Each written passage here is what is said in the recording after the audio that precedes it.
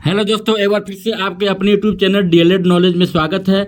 इस वीडियो में हम फोर्थ सेमेस्टर के सामाजिक विज्ञान के कुछ इंपॉर्टेंट क्वेश्चन लाए हैं जो परीक्षा के दृष्टिकोण से बहुत ही आवश्यक है। इसको एक बार परीक्षा से पहले जरूर देख कर चाहिएगा। चलिए चलते हैं पहले क्वेश्चन की तरफ। पहला क्वेश्चन अपना है कि क्षेत्रफल की दृष्टि से उत्तर प्रदेश का देश में स्थान है, कौन सा स्थान है? तो इसका जो सही जवाब होगा चतुर्थ होगा, याद रखिएगा, फोर्थ।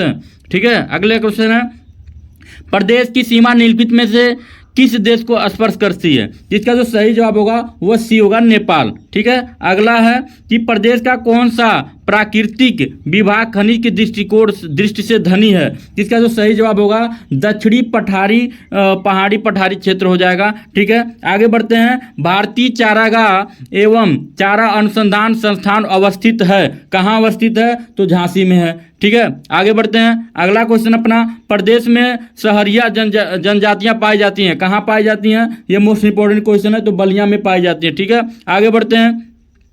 भूतत्व एवं खनिज कर्म निदेशालय के प्रदेश में स्थापना की गई, तो 1955 में की गई। ठीक है, आगे बढ़ते हैं। अगला क्वेश्चन अपना है चूना पत्थर प्रदेश में पाया जाता है, कहाँ पाया जाता है? तो मिर्जापुर में पाया जाता है। अगला क्वेश्चन है, आगे बढ़ते हैं। अगला क्वेश्चन है कि बॉक्साइट एक अयस्क है, किसका अयस्क है? तो एल्युमिनियम का है।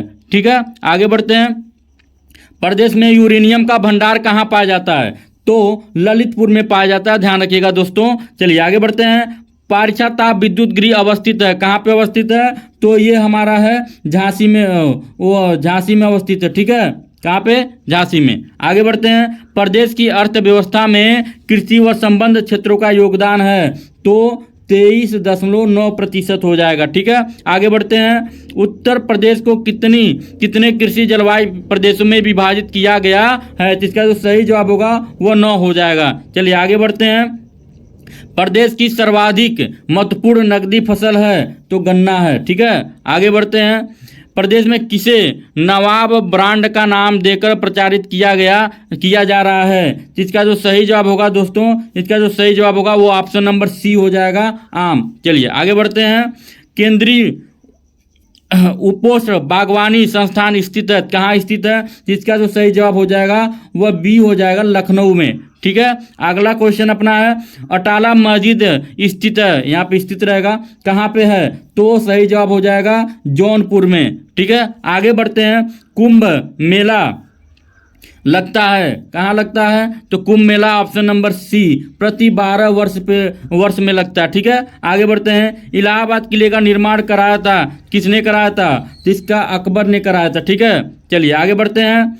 ऑपरेशन फ्लड संबंधित है, फ्लड माने बाढ़। ठीक है, तो ये किससे संबंधित है? तो ये अपना हो जाएगा दूध उत्पादन से। ठीक है, आगे बढ़ते हैं।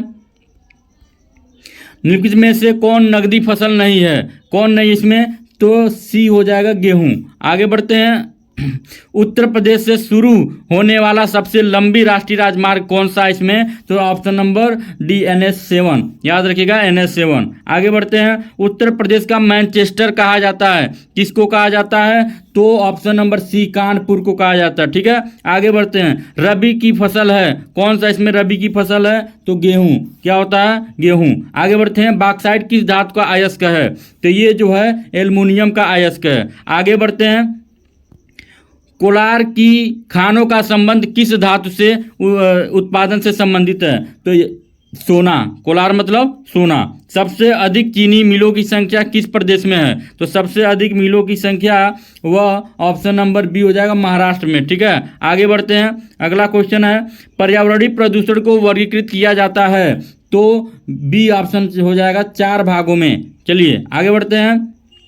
वायुमंडल में सर्वाधिक मात्रा में गैस पाई जाती है, तो नाइट्रोजन गैस पाई जाती है। आगे बढ़ते हैं। वायुमंडल में नाइट्रोजन गैस पाई जाती है कितना %? तो इसका जो सही जवाब हो जाएगा 78% हो जाएगा। ठीक है, आगे बढ़ते हैं। अगला क्वेश्चन अपना है गुणवत्ता के आधार पर जल कितने प्रकार का होता है? तो जल जो होते हैं वह 7 प्रकार के होते हैं। ठीक है, आगे बढ़ते हैं। जल प्रदूषण के स्रोतों को कितने भागों में बांटा जा सकता है? ऑप्शन नंबर सी, 2 भागों में बांटा जा सकता है। ठीक है, आगे बढ़ते हैं। निम्नलिखित में कौन सा प्रदूषण का रूप है? तो इसका जो सही जवाब होगा वह उपयुक्त सभी हो जाएगा। क्या हो जाएगा? सभी। ठीक है, आगे बढ़ते हैं। वायु में ऑक्सीजन की मात्रा कितनी है? ऑक्सीजन कितना है? तो 21% है। ठीक है, आगे बढ़ते हैं। जल प्रदूषण का कारण है, क्या कारण हो सकता है? तो ये सभी हैं। ठीक है, सभी के कारण जल प्रदूषण होता है। आगे बढ़ते हैं। वायु प्रदूषण को रोका नहीं जा सकता है, हैं?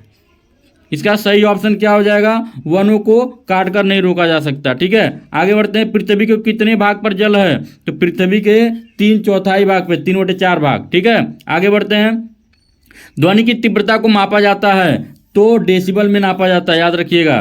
ठीक है, नाभिकीय स्रोत होते हैं, कैसे होते हैं? इसका सही जवाब हो जाएगा दोस्तों ऑप्शन नंबर सी, 2 होते हैं। ठीक है, आगे बढ़ते हैं। रदरफोर्ड ने सर्वप्रथम परमाणु नाभिक के कितने प्रकार कणों की खोज की? तो इसका जो सही ऑप्शन हो जाएगा वह 3 प्रकार की। ठीक है, आगे बढ़ते हैं कि संयुक्त राष्ट्र संघ की स्थापना कब हुई? तो इसका जो सही जवाब होगा वह ऑप्शन नंबर सी हो जाएगा, है ऑप्शन नंबर